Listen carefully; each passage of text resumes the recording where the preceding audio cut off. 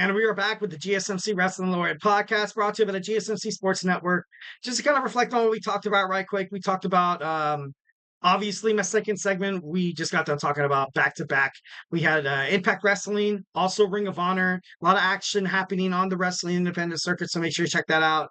Also, we talked about AEW Dynamite preview, a lot of stuff happening within the Owen Hart Cup, a lot of stuff happening maybe perhaps Bryan Danielson kind of pushing it maybe just a little bit. The Hangman Adam Page wants nothing to do with the men who suspended him after he disobeyed the rules, losing against Samoa Joe and Swerve Strickland at Dynasty. But it's kind of big. It's kind of big. Definitely, excuse me. Looking forward to seeing more of AEW. Obviously, have Rampage on Friday and Collision, all on TBS, TNT Network. So on obviously Turner, television promotions is going to be on Turner Television. Well, guys, before we move on any further, I'm going to talk to you guys about using the GSMC podcast.net. Use that link to comment. Tell me some of your concerns. Tell me what you guys think about professional wrestling. Make sure you also comment on videos after they stop airing, just to kind of, be one with your audience. Be one with the person who's, talking at you. Like, I don't, acknowledge me. No, I'm just kidding. But something about me, and this is completely, personal, is that once when I'm watching videos or once when I'm like, even in school or even in college, like most of the time when you have a nice little back and forth conversation with the professor or the person feeding you content, you're able to share your opinions a little bit. You're open up a little bit more, broaden your horizons, but also broaden their horizons as well. Because it's not like this, teacher to student kind of nature. Ultimately, the students could be the teachers, and sometimes the teachers could be the students. So like this GSMC Wrestling Laureate Podcast, we're a hell of a lot better. It's a hell of a lot more entertaining once when you guys comment, like, and subscribe to the show so you can constantly give feedback to me. Also, I can get to know you guys. Like, it's pretty sick. But yeah, that was my spiel. Make sure you hit up that GSMCpodcast.net link. But let's do it right now. We have our failed Money in the Bank cash-ins not at number, but one of my favorite ones. One of the craziest ones, and kind of a little ironic here, is one of the most anticipated pay-per-views of all times. Obviously, we have the Money in the Bank. We have a lot of superstars kind of riding, kind of, banking most of their success on successfully cashing in on a WWE champion or the WWE World Heavyweight Champion. But yeah, winning the briefcase, obviously, you guys know this changes careers. Let's take a look at all the Money in the Bank failed attempts, failed cash-in attempts in WWE history. So we have 2012. 2012, we have John Cena. The first ever failed cash-in the Money in the Bank was the best wrestler in the WWE, hands down, which is kind of crazy, kind of ironic, but, kind of was perfect. Cena called his shot and challenged CM Punk at Raw 1000 on July 23rd, 2012. You saw the Big Show get, kind of interfere and cost John Cena the match.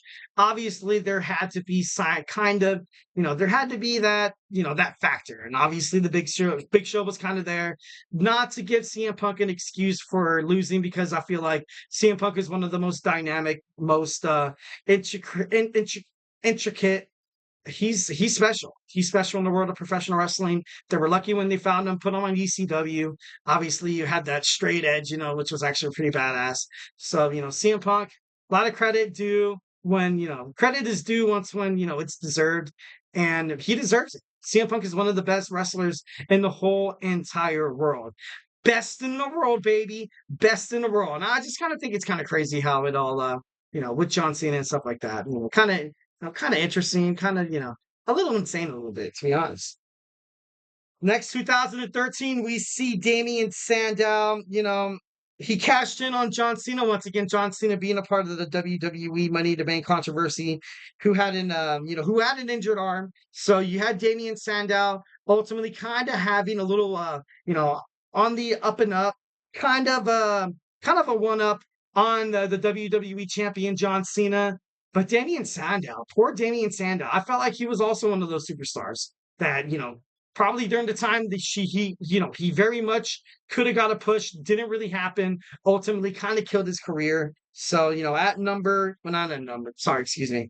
At 2013, Damien Sandow, comes to the list. The field cash-in happened October 28th, 2013. And once again, I stated this started a decline of his career from an outright missed opportunity. Kind of crazy, kind of crazy.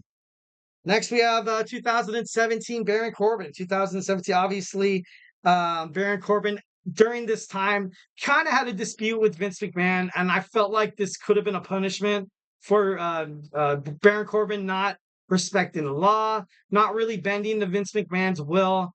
Uh, you know, sources say, from I think it was a sports star, don't quote me on that Baron Corbin is highly liked around the locker room, but sometimes he does have a temper. Sometimes he does have a temper, especially against, higher ups and stuff like that. So maybe perhaps he threw a temper tantrum when he didn't get what he wanted. That's when Vince McMahon was like, dude, I don't want this guy representing my company. Because like I said before, essentially every single time a WWE superstar wins the Money in the Bank briefcase, there's that automatic back of the head kind of thinking that, okay, this could possibly be the guy.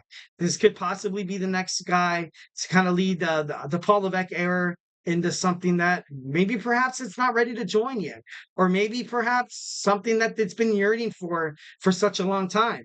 But, kind of crazy how this all went down. Baron Corbin was distracted by John Cena, allowing the WWE Champion Jinder Mahal for the roll-up and the title defense, causing Baron Corbin to be on this list of failed Money in the Bank cash-ins.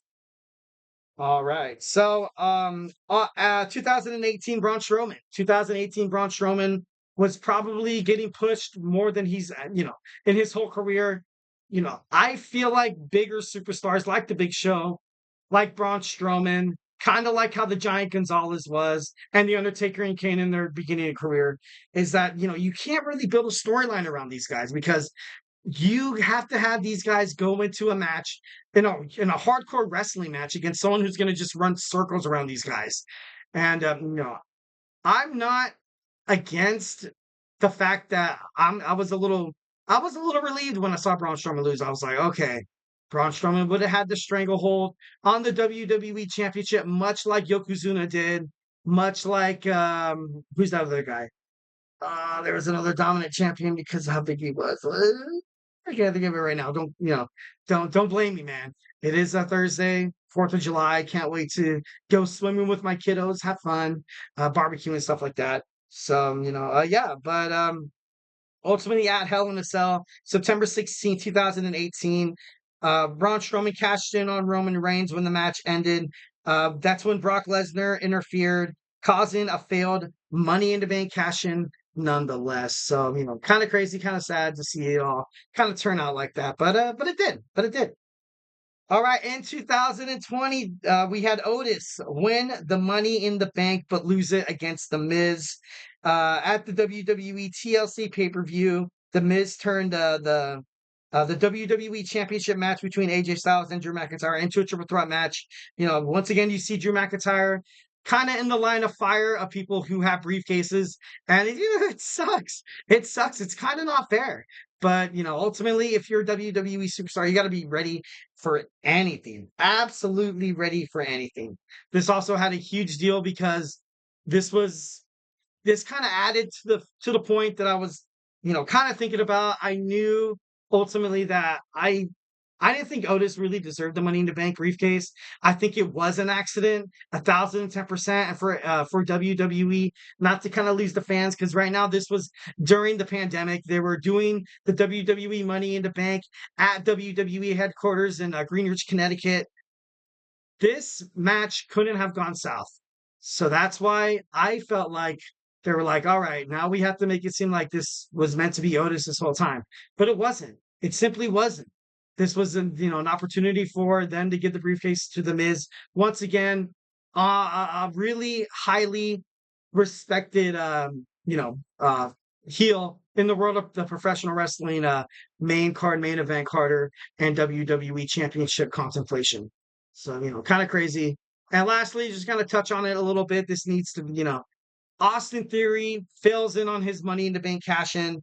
Not really a surprise, to be honest. And, once again, it's, sad to say. Ultimately, I feel like Austin Theory was Vince McMahon's kind of last guy that he wanted to push over so much, kind of pushing him a little too far, a little too fast. Now you kind of see Triple H kind of working that angle.